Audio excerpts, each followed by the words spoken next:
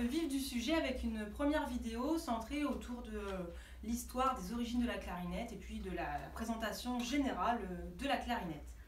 Donc je redistribue à vos enfants ces petites photocopies qui sont tirées d'un ouvrage qui résume très bien et sommairement les débuts de la clarinette. Donc on y apprend que les lointains ancêtres de la clarinette sont en roseau ou en paille avec une hanche très simple. Et puis après ça a un petit peu évolué, puis est apparu le chalumeau. D'accord ? Donc l'ancêtre de la clarinette, c'est le chalumeau. La clarinette telle qu'on la connaît maintenant, donc avec un système 13 clés, elle est apparue vers 1690. C'est Monsieur Denner qui l'a conçu comme ça.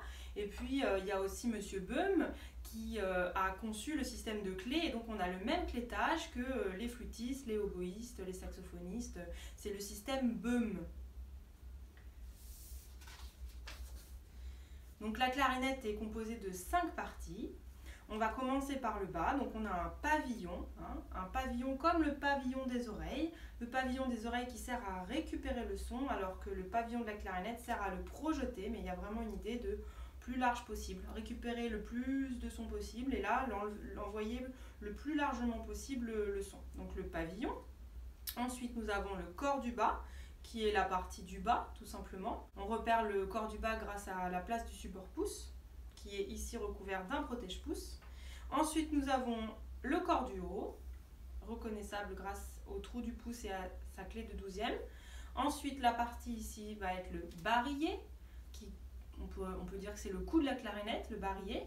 Et puis le bec comme le bec des oiseaux. Donc le bec qui va être un peu, en quelque sorte, la tête de la clarinette.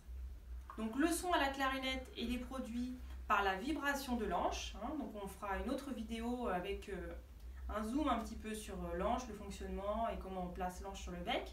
Mais de façon générale, voilà, le son à la clarinette, il n'est pas possible sans l'anche. L'anche, c'est une petite lamelle de roseau qui va rentrer en vibration quand elle va être dans la bouche et on va souffler dessus. Donc voilà, c'est ainsi que le son se produit à la clarinette.